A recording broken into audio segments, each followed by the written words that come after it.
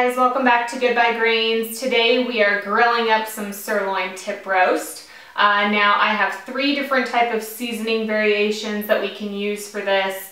Any of them will work. I usually take my sirloin tip roast and cut it into approximately 3 equal pieces and then do a different type of seasoning rub on each.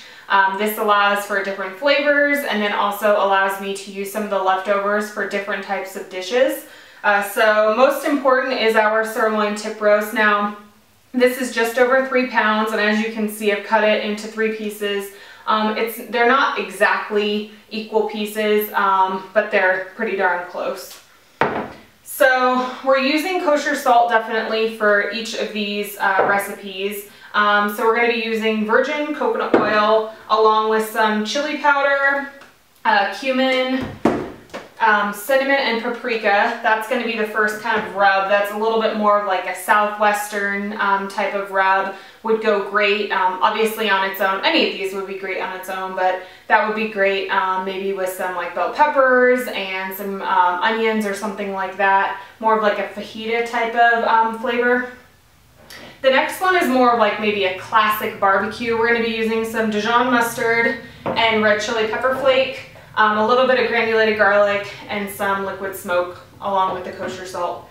And then last one, we're not using too much salt on this one. This is more of like a Thai Asian inspired type of marinade.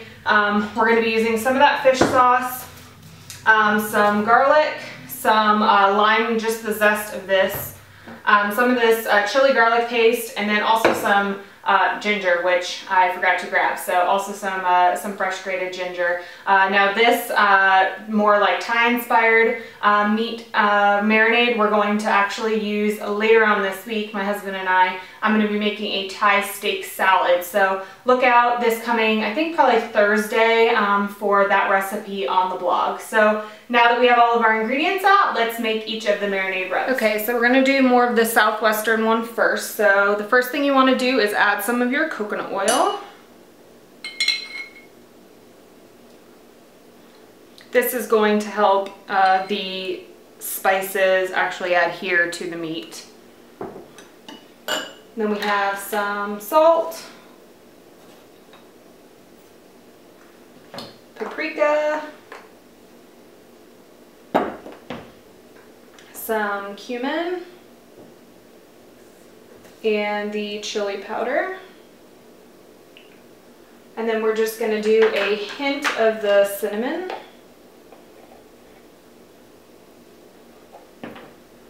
And now we can just kind of stir this all together.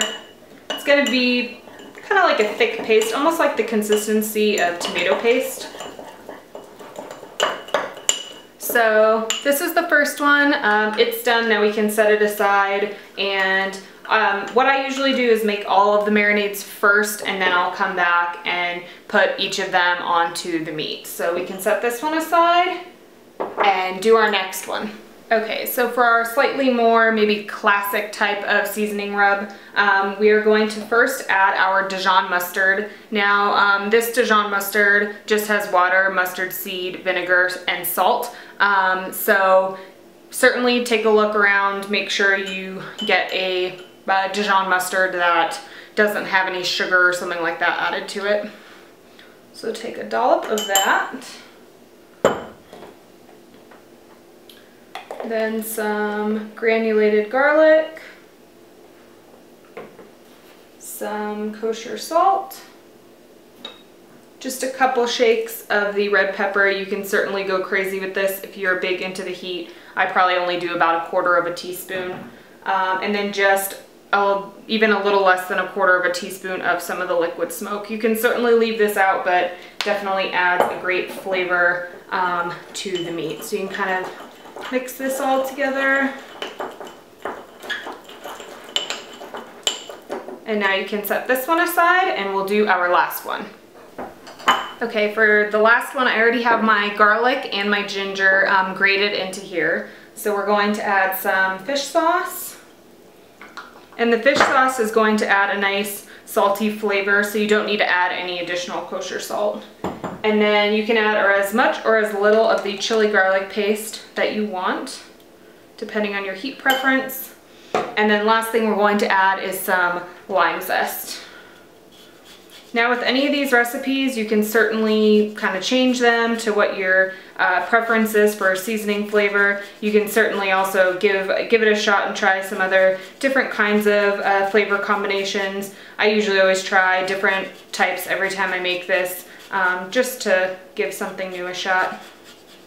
So you're going to use about between a half to 1 teaspoon of the lime zest. You want to make sure, I don't know if you can see that, some of the lime zest is caught in there, so you can just kind of use your finger to dig it out and then put it in.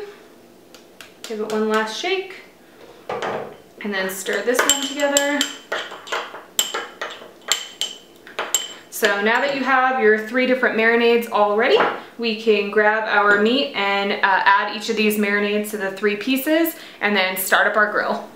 Okay, so I've put the different rubs on each of the pieces of meat, and the grill is preheated, so we can go pop these onto the grill. Now, I like the meat to be about medium rare for this type of cut, and so I will put it on until it reaches about 125 degrees Fahrenheit on a meat thermometer, and then I'll pull it off, put it on a plate and cover it with foil and let it sit for about 10 minutes before I cut into it. So let's go pop it on the grill.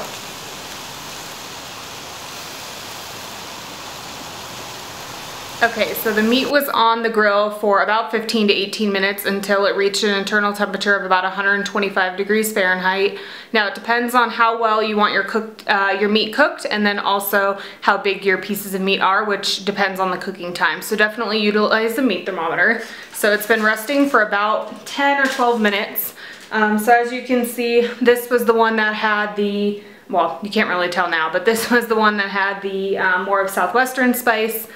This more round piece was more of the Thai spice, and then this one was like the mustard and garlic, maybe more classic type of rub spice. So we're going to take a piece, and you want to use a serrated knife. That's usually the best thing to use, and we want to cut against the grain. That's going to make the meat a lot more tender and not so, you know, won't have a chewy type of texture. It'll be really easy to eat either in a salad, plain by itself, or, you know, with any other type of vegetables or, you know, sweet potatoes or something like that. So let's grab a piece and we will cut it. Okay, so for this piece, the grain of the meat is going more of this way, so we want to cut perpendicular to that. So you also want to cut pretty thin slices, about 1/4 to 1/2 of an inch, no more thicker, or no more thick than that. So you can kind of hold this and just saw straight down.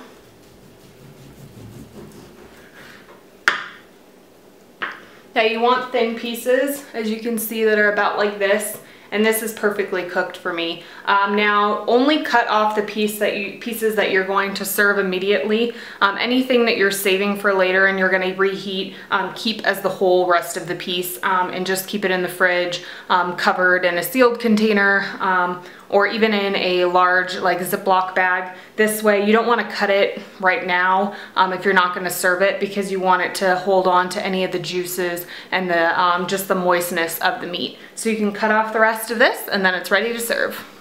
So this is the perfect make-ahead type of meal, especially if you're maybe having a barbecue, having people over.